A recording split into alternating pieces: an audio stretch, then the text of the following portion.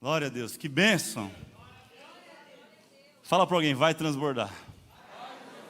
Você crê nisso? Eu quero falar hoje um pouco sobre promessas. Promessas, diga promessas. Há uma discussão muito grande aí dos teólogos. Eu, como não sou teólogo, não vou entrar nessa discussão. Mas uns falam que a Bíblia tem 8.000 promessas. Tem gente que é mais animado, fala 30.000. Os mais conservadores falam 3.000 e poucas promessas. Parte delas no Antigo, parte delas no Novo Testamento, parte das promessas sendo feitas no Antigo e concretizando no Novo. E hoje é sobre uma dessas promessas. Diga assim para o teu irmão, se Deus prometeu. Não, fala como crente mesmo, de verdade, além do véu. Fala assim, se Deus prometeu, vai transbordar. Para o outro lado, se Deus prometeu, vai transbordar. Você crê nisso? Abra sua Bíblia em Joel. Joel capítulo 2. Joel 2, vamos ler do verso 28 ao verso 32. Onde Deus faz para nós uma das maiores promessas. Uma das maiores. Não é a maior, porque a maior delas é a salvação, amém? Nada é maior, nada é mais poderoso, nada é mais incrível do que a salvação. Mas essa está entre o top 5, vamos falar assim, das promessas que Deus fez para nós. E você vai concordar comigo. Olha o que diz o verso 28 de Joel 2. E depois disso, derramarei do meu espírito sobre todos os povos. Os seus filhos e as suas filhas profetizarão. Os velhos terão sonhos. Ah, Deus está na casa. Os jovens terão visões. Até sobre os servos, as servas derramarei do meu espírito naqueles dias. Mostrarei maravilhas do céu e na terra, sangue, fogo e nuvens de fumaça. O sol se converterá em trevas e a lua em sangue, antes que venha o grande e terrível dia do Senhor. Olha o 32, que demais também. E todo aquele que invocar o nome do Senhor será, pois conforme prometeu o Senhor no Monte Sião e em Jerusalém haverá livramento para os sobreviventes, para aqueles a quem o Senhor chamar. Quantos podem levantar suas mãos, fechar os seus olhos e começar a agradecer ao Senhor por essa promessa maravilhosa? Oh, Pai, nós te agradecemos, porque somente nesses 4 versos o Senhor tem 2, 3, 4 promessas para o seu povo, e aqui estamos, Senhor, prontos, desejosos, querendo viver as tuas promessas, tudo que o Senhor tem para a gente, ó Pai. Nós não abrimos mão de nada que o Senhor tem para nós. Nós queremos tudinho, ó Pai, daquilo que o Senhor tem para a nossa vida, Pai. Nós não queremos abrir mão de nada, nós não abriremos mão de nada. Nós somos desejosos, não aquilo que o Senhor tem para o nosso irmão, não aquilo que o Senhor tem para o nosso vizinho, não aquilo que o Senhor tem para o irmão do lado, mas aquilo que o Senhor tem para a gente, ó Pai. Nós queremos tudo, todas as promessas. A tua palavra diz isso para nós tomarmos posse da tua promessa, Pai. E hoje eu creio que sairemos aqui transbordantes pela tua promessa e o teu favor sobre nós. Quem crê, diga amém. Amém. Existe uma promessa, gente. Existe uma promessa. Só esse texto tem várias promessas, mas eu quero focar na promessa do Espírito Santo. Ele disse que naqueles dias eu enviarei do meu Espírito e derramarei sobre toda a carne. Diga toda a carne. Sabe, Deus não é qualquer um. Deus não é como eu. Deus não é como você, que promete e não cumpre. Deus não é como um político, que muitos deles só sabe, gente. Poucos cumprem. É ou não é? E talvez para nós está banalizado o conceito de promessas. Para nós talvez você fala, não faz mais sentido promessa, porque fulano prometeu para mim que não ia me separar de mim, separou. Fulano prometeu que ia ser fiel na sociedade, nos nossos bens e não foi. Ah, fulano prometeu alguma coisa e não foi. Talvez você está pensando promessa, será? Será que Deus não está no meio desse bolo? Eu tenho notícia para você, Deus não está no meio desse bolo. A palavra do Senhor diz em Números 23, 19, que diz assim, ó, Deus não é homem para que minta, muito menos filho do homem para que se arrependa. E eu tenho algo comigo, entre o que o homem diz, o que as pessoas falam, o que Deus fala. Eu escolho o que Deus fala. Porque Ele não mente, Ele não falha. Aquilo que Ele prometeu, Ele vai cumprir. A palavra dele mesma diz, explicando que aquele que prometeu é fiel para cumprir. Aquele que prometeu é fiel para... Pode o homem ser infiel? A Bíblia diz que Deus permanece fiel à sua palavra. Entenda isso. Deus, Ele é fiel à sua palavra. Tintim por tintim, pedaço por pedaço, frase por frase, aquilo que Ele prometeu, Ele cumpre. O que você carrega na sua mão não é somente uma Bíblia, não é um livro qualquer de história barata, entenda isso.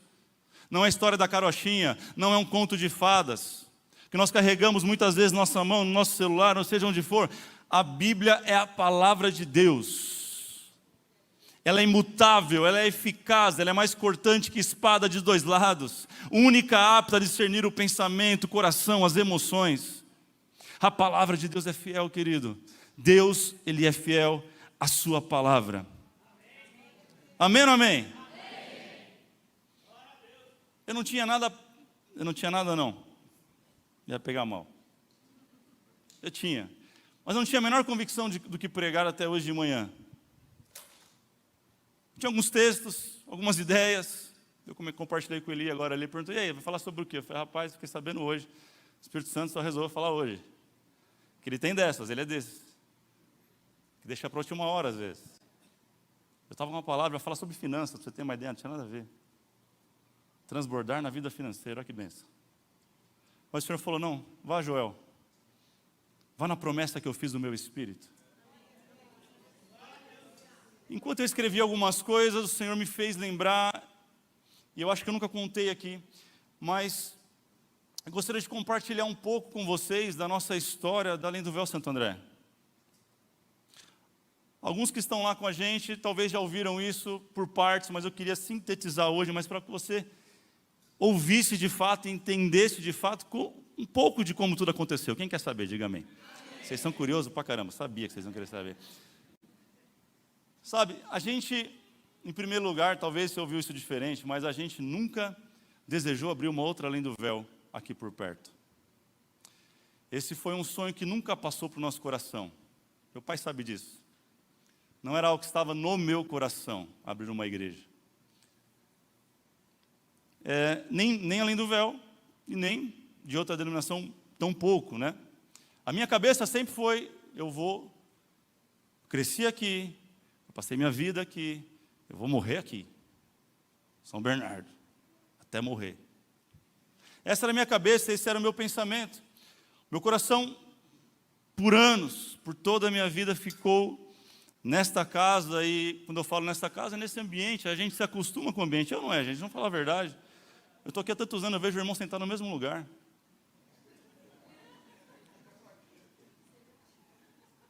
O banco já tem a forma. A tua forma.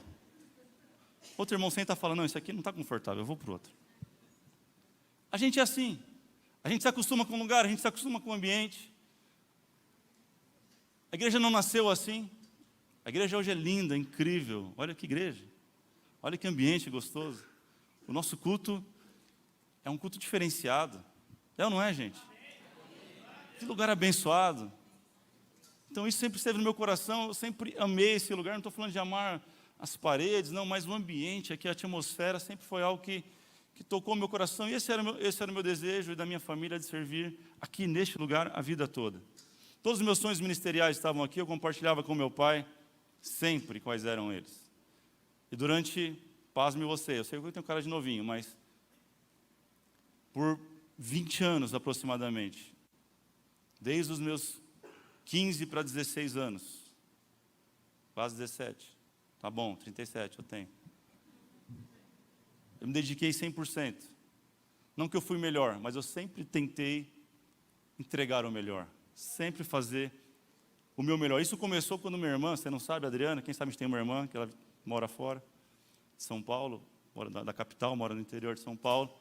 E ela foi morar nos Estados Unidos, olha que legal. Eu tinha 15 anos na época. Adivinha quem assumiu o louvor, que ela era responsável?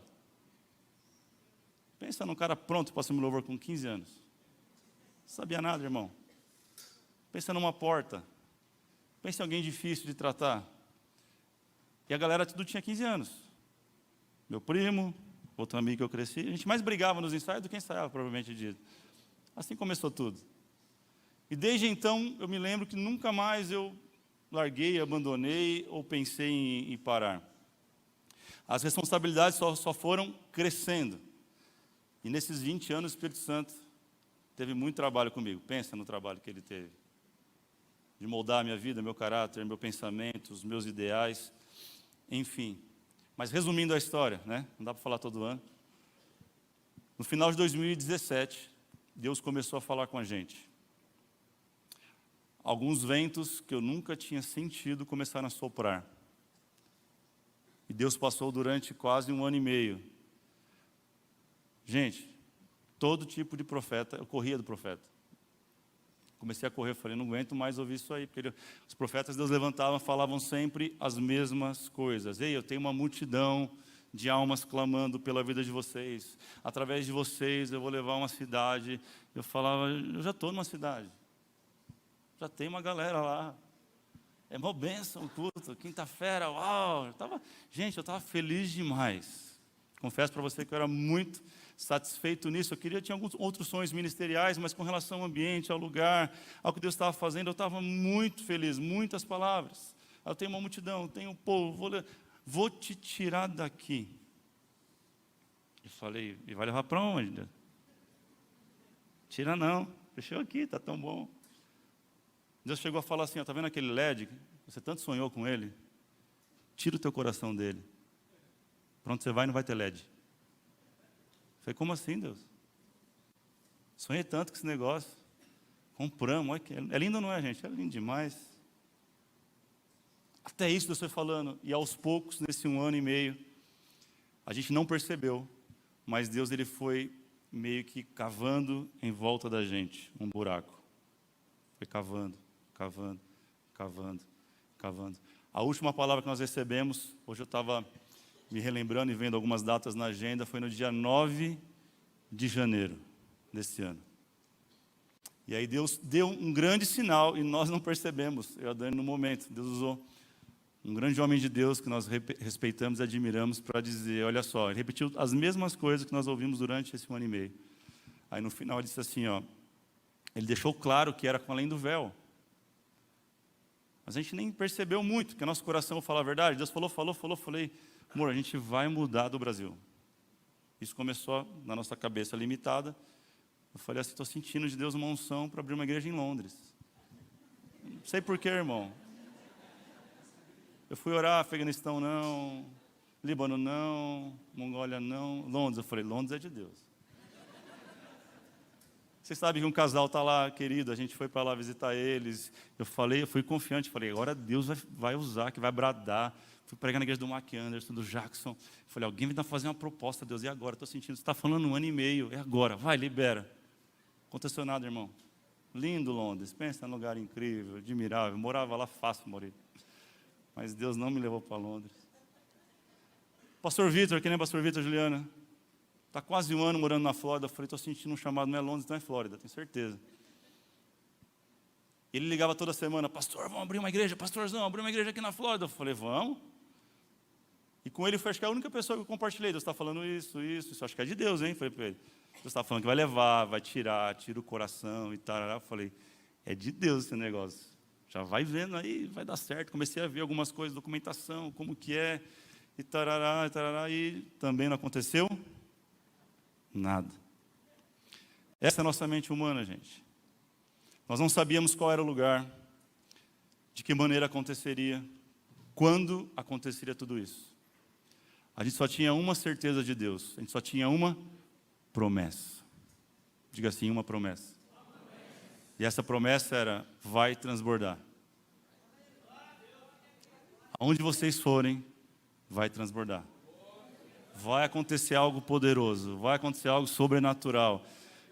É mais rápido do que vocês imaginam. Deus tem um povo clamando, tem um povo que precisa de vocês lá e vai transbordar. Essa certeza ela era concreta no nosso coração. Por isso que eu falo para você hoje, aquilo que Deus promete, meu irmão, guarde no seu coração, Ele cumpre. Ele cumpre. Você crê nisso? Homem promete, não cumpre. Deus jamais falha.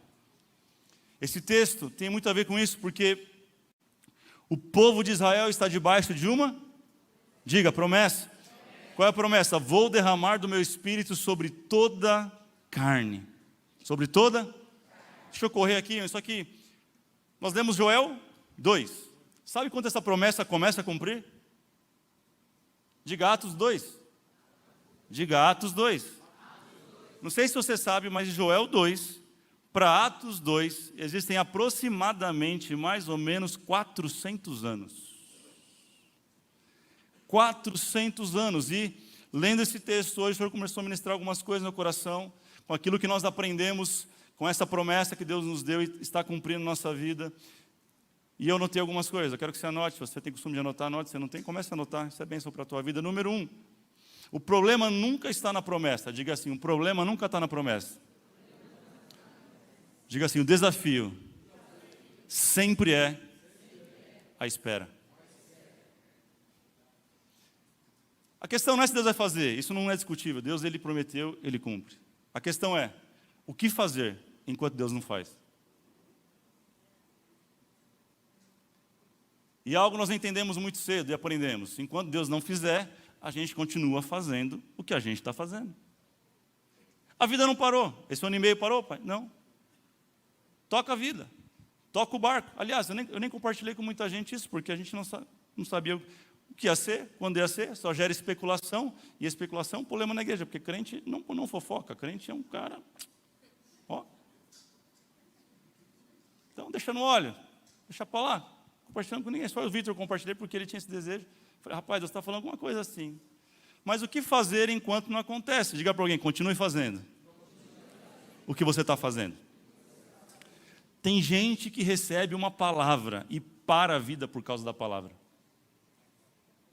Tem alguém aqui? Para a vida. Para o que estava fazendo. Para de trabalhar. Muda o rumo por causa de uma palavra sem ter uma certeza, uma convicção e um propósito definido. Sabe? Nós estávamos decididos, gente, trabalhando a todo vapor. Deixa eu te lembrar, não sei se você lembra, mas nós íamos iniciar um terceiro culto no domingo. Quem lembra disso? De verdade. Gente, todo vapor. Deus falou? Falou. Enquanto não acontecer, bora trabalhar. A igreja está crescendo, domingo não cabia gente. Vamos no terceiro culto? Vamos, gente, vamos, pai, vamos, Wagner, vamos. Conversamos, vamos, beleza. Vamos para o terceiro culto. Estou lá animado. Terceiro culto, fazendo arte, não sei o quê. E bora começar o terceiro culto. Começou o terceiro culto, gente? Não começou. Um belo dia o Wagner me liga, uma segunda-feira, acho que a última segunda de janeiro. Ele liga e fala assim, cara, você anunciou o culto? Na internet? Falei, ainda não. Então segura que eu tive uma ideia boa. Falei, legal. Quarta-feira a gente sentou, eu, meu pai e o Wagner. De costume, quase toda semana a gente senta para falar um pouco de igreja. E aí, eles viraram para mim, foi nesse dia que eu descobri assim, e aí, vamos abrir uma igreja, em vez de abrir um culto? Falei, vamos, São Caetano? Bora, Wagner, abrir igreja, São Caetano. Porque sempre ele falava da vontade que ele tinha, o desejo que ele tinha, não, que ele tem. De São Caetano, São Caetano, São Caetano. Tem alguém de São Caetano aí, diga aleluia. Vai chegar o tempo, amém? Eu falei, cara, bora São Caetano, agora? Ele falou, não. Santo André. Eu falei, não quero abrir igreja, não. Só que aconteceu algo que foi pontual. Nessa mesma segunda-feira que ele me ligou e falou, não anuncia o culto, eu fui na casa de um amigo, vocês conhecem, Rodrigo Soeiro. Conheci a casa dele nova, comer pizza. E contando para ele, alegre, vamos abrir o culto, cara. Demais. Ele olhou para mim assim, rapaz, o que você acha, em vez de abrir um culto? Abrir uma igreja de Santo André. Eu falei, não, cara, você está louco. Eu não quero abrir igreja. Não, isso não é para mim não, estou fora. Aí na quarta-feira, e me falou várias coisas, você faz isso, faz assim, faz assado, o Soeiro falando. Eu saí de lá bravo, falei para a Dani, lembra, amor? Eu falei, esse cara, está me ouvindo, senhor? Eu te falei para você pessoalmente, eu vou falar de novo. Esse cara está doido, mó bola joga fria, mó animado. Na quarta-feira, eles começam a falar e começam a repetir ponto e vírgula do que ele tinha falado na segunda. Aí o Espírito Santo deu aquele estralo. Em milésimo de segundo eu entendi tudo que Deus tinha falado durante 1 ano e meio. Tudo se encaixou. Tudo fez sentido. Quando eles acabaram de falar e perguntaram, você topa? Eu, como bom fleumático que eu sou. Espera um mês, daqui a pouco eu respondo. Eu vou orar. Eu vou fazer conta. Ok? Quem é fleumático aí, diga amém. Vocês nem sabem o que é isso, não sabem? Financeiro, trabalho nessa área, tudo fleumático. Os caras comedidos. E eu respondi de bate-pronto para eles. Bora. Como assim? Vai falar com a Dani? Eu falei, não. Como não? Deus já falou com a gente, 1 ano e meio. Aí eu comecei a contar para eles. Deus falou isso, Deus falou isso, Deus falou isso, falou isso, falou isso, falou isso, falou isso. E agora está acontecendo isso. Eu falei, Deus está nesse negócio. Eu aceito a proposta, o desafio, bora para Santo André. Foi assim que começou. E eu saí do tempo. Sabe, eu aprendo algo que é poderoso, irmão. A promessa não faz a gente parar. Diga assim, a promessa não faz parar. Ela faz avançar. Se algo que você recebeu de Deus está parando a tua vida, parando de fazer aquilo que você estava fazendo, estava desenvolvendo e estava sendo uma bênção, tome cuidado. A promessa de Deus, ela faz avançar. Olha só, após a crucificação, Jesus aparece algumas vezes aos discípulos. Come com eles, lá no final do Evangelho de Lucas, lá mais precisamente no verso 49 do capítulo 24, ele diz assim, ó, eu lhes envio a promessa de meu Pai. E olha só, mas fiquem na cidade até serem revestidos do poder do alto. Escute isso, querido. Deus está enviando uma promessa para a tua vida nesta noite. Mas essa promessa não pode fazer você parar. Ouça o comando de Deus, obedeça a voz de Deus, fique no lugar que Deus pediu para você ficar. Os discípulos tinham uma promessa, vai acontecer algo poderoso, vocês vão ser revestidos de poder do alto. Eles não tinham noção como que seria, que dia aconteceria, como ia acontecer, como que era o formato, mas eles obedeceram a voz de Deus e ficaram firmes. Quem quer viver um transbordar de Deus aqui, diga amém. Amém. Viva uma fase de cada vez. Aprenda que antes do cumprimento, vem a espera. Fala isso para alguém. Antes do cumprimento, vem a espera. Olha só, eles obedeceram a Jesus. E olha o início do cumprimento agora da promessa, em Atos, capítulo 2, verso 1. Leia na tela.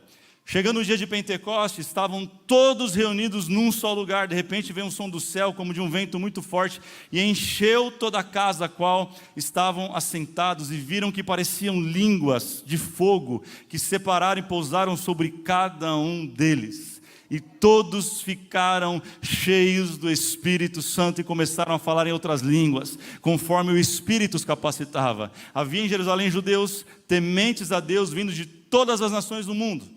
Ouviam este som, ajuntou-se uma grande multidão que ficou perplexa, pois cada um, olha que louco isso, cada um os ouvia falar em sua própria língua.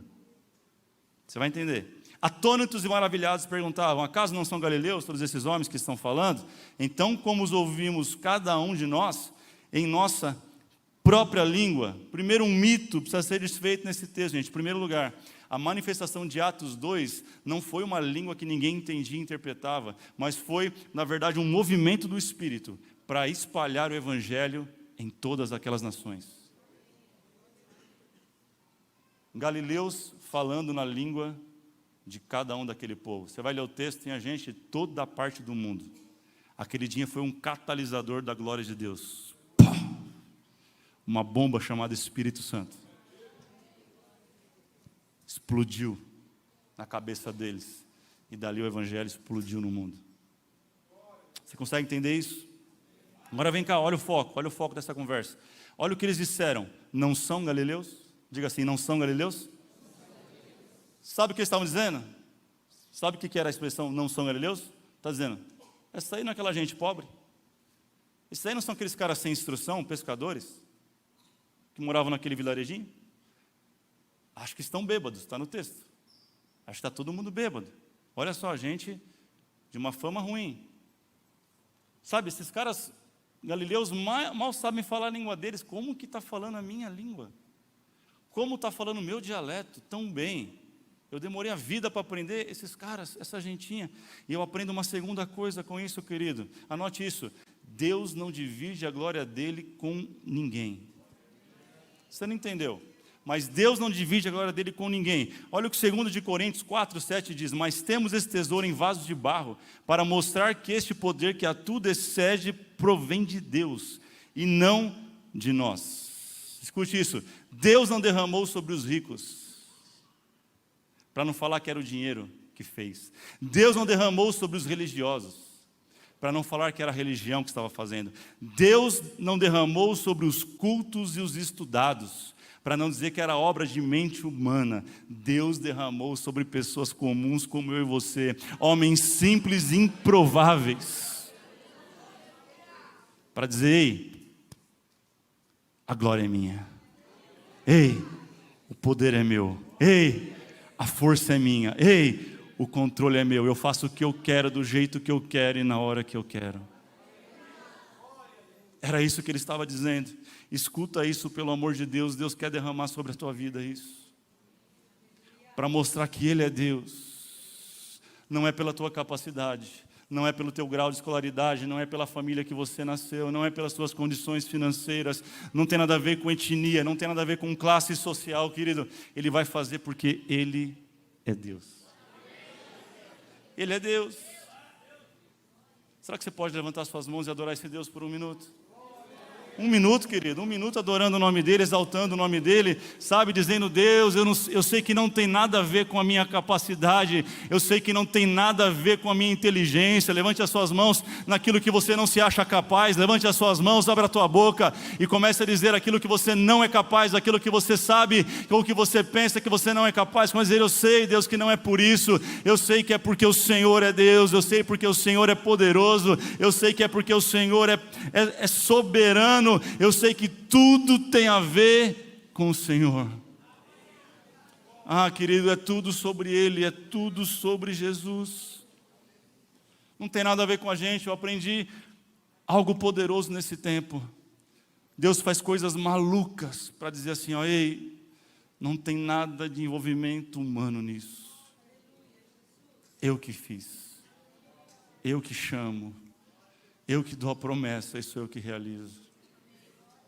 Não sei se você consegue receber isso, alcançar o que o Espírito Santo está querendo falar para você nessa noite. Olha o que João 12:32 diz: mas quando eu for levantado da terra, atrairei todos a mim. Ei, é tudo sobre Ele, não tem nada a ver com a gente, é tudo sobre Jesus, não tem nada a ver com a nossa capacidade. Quando o nome dEle é levantado, as nações são atraídas. Quando o nome dEle é levantado, o mudo fala. Quando o nome dEle é levantado, o cego enxerga. Quando o nome dEle é levantado, o paralítico anda. Quando o nome dEle é levantado, os perdidos são atraídos de todos os lugares e o Senhor traz para casa, querido, porque o nome dEle é levantado. Eu quero te encorajar a levantar o nome de Jesus na sua vida, nas suas ações, na sua empresa, no seu trabalho, na sua família. Simplesmente o trabalho é você levantar o nome de Jesus, atribuir toda a glória, todo o louvor para Ele, que Ele fará o resto, querido. Ele precisa ser o centro de todas as coisas. Tudo tem a ver com o trabalho dEle na cruz, quando Ele diz assim, ó: está consumado. Está consumado. Se é para Ele, aplauda o nome dEle mais forte.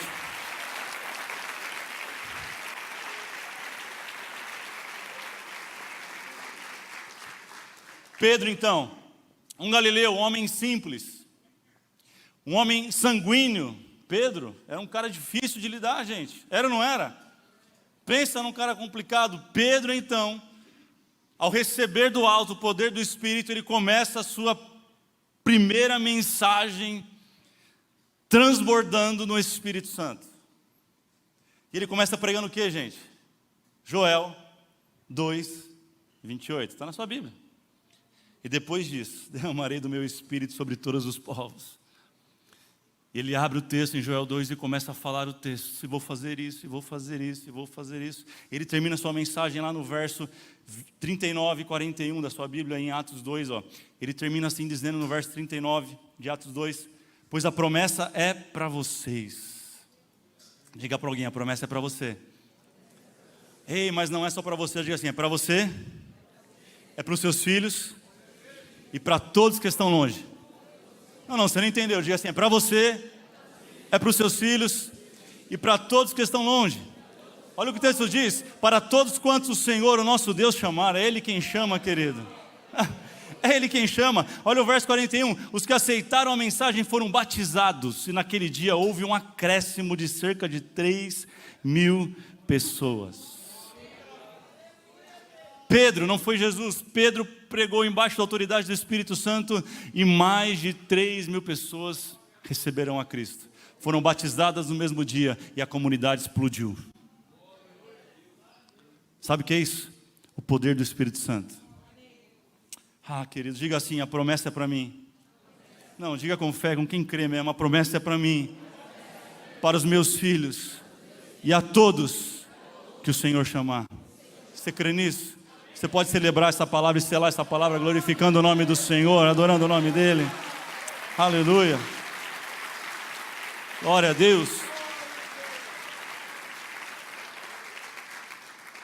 Por último, quem ainda quer transbordar de Deus aqui neste lugar? Por último, anote isso. Número 3, entenda que Deus é Deus de gerações. Diga assim, Deus é Deus de gerações. É por isso que a Bíblia dizendo, Deus de Abraão. Ele parou aí, mas a gente podia continuar. Depois de Jacó, Moisés, Deus de Moisés, Deus de Eliezer, Deus de Reabias, e aí você vai embora. A questão é que a gente precisa entender que Deus é um Deus geracional. Diga assim, o meu Deus. Diga assim, o nosso Deus é um Deus geracional. Deus é um Deus de gerações. Você quer saber se uma promessa para a tua vida é de Deus, é vontade plena? Quem quer descobrir isso aqui? Eu vou dar um maior indício para você. Anota essa pérola, meu irmão. Anota isso. Você quer saber se algo é pleno para a tua vida? Você quer saber se não se é a vontade sua que você está pedindo, pelo amor de Deus, Deus vai, tá bom, vou fazer, vai. Estou falando vontade plena de Deus. Cara, eu quero saber se isso aqui é Deus na minha vida. Pleno. Você precisa entender isso aqui, ó. Se a promessa é plena de Deus, ela sempre será maior do que você. Eu vou repetir. Quer saber se é uma promessa de Deus? Ela nunca começa em você e ela nunca acaba em você. Vou falar para esse outro lado aqui. Chega aí, Barba, ajuda nós. Toca uma musiquinha bonita para ver se eles entendem essa parte. Meu irmão, isso é muito sério. Vocês estão tudo com cara de ué para mim. Como assim, pastor? Não entendi ainda. Vou explicar de novo. Quer saber se algo é de Deus? Não vai começar em você e acabar em você. O que Deus faz não é para uma geração. Tudo que Deus faz é para as gerações. Escute isso. Ou começou em você e vai terminar com os filhos dos teus filhos, dos teus filhos, dos teus filhos, dos teus filhos. Número 1. Número 2. Ou está passando por você. Alguém começou e só está passando por você. Esse é o maior indício, porque tudo que Deus faz é grande, querido. É maior do que a gente. Não dá para ser vivido somente em uma vida aquilo que Deus tem. Deus é muito grande, Deus é muito poderoso. Eu quero exemplificar isso para você, chamando meu pai e meu filho aqui no altar.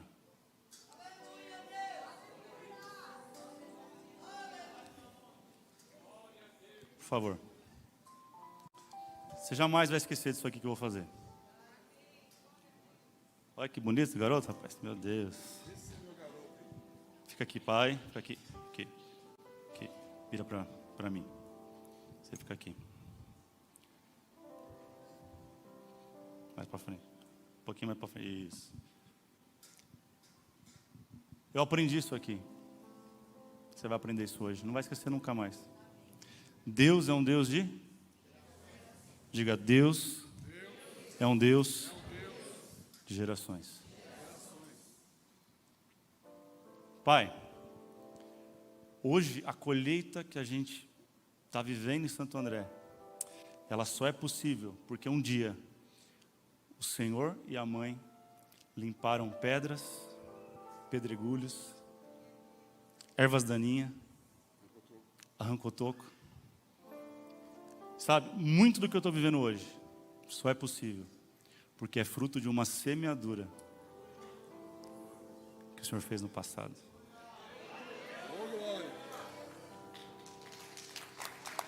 Calma, não acabei. É por isso que hoje eu posso subir no seu ombro, do seu legado, enxergar muito mais longe e ir muito mais longe, pela tua semeadura. Ô, glória, hein? Falou bonito, Obrigado. Guarda aqui no coração. Só assim não, você viu? Eu vou falar de novo. Filho, olha para mim. Meus olhos, na bolota dos meus olhos. E eu não aceito que você seja pior que eu. Você vai ser melhor que eu em tudo na vida. Tudo o que eu fiz, você vai fazer no mínimo em dobro. ô, glória. Você conhecerá o dobro de nações que eu conheci. Você pisará em dobro dos lugares que eu pisei. Você pisará e conhecerá igrejas o dobro do que eu pisei. A tua mente, a mente de Cristo, escute isso. A mensagem que você carrega dentro de você vai alcançar a tua geração e a próxima geração. Eu te abençoo. Vai mais longe. Seja melhor. Seja maior. Em nome de Jesus. Amém?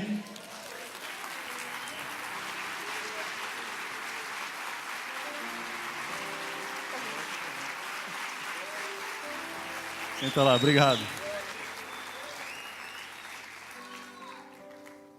Deus é um Deus de gerações. Deus é um Deus de gerações, sabe? Eu tive o privilégio de ser a segunda geração de pastores da minha família. A primeira é do meu pai, a segunda é a minha, e eu profetizo que o Lucas será a terceira. Isso não vai parar, querido. Isso não vai parar. A gente foca muito na maldição, não, porque Deus visita com maldição, não sei quantas gerações, mas a mesma palavra diz que a bênção dele é muito maior, é muito mais transbordante, é muito mais poderosa, é isso que eu creio. Aí você fala assim, pastor, mas eu não tive a chance de ter um pai que me pastoreou, eu não tive a chance de nascer num lar cristão, eu não tive essa chance. Hoje eu te apresento uma nova chance, de você começar a escrever a partir da tua vida uma nova história. Você é o responsável por aquilo que os seus filhos vão viver. Você, ei, pai e mãe, escute isso. Tio, tia, vocês são responsáveis por aquilo que seus filhos vão carregar.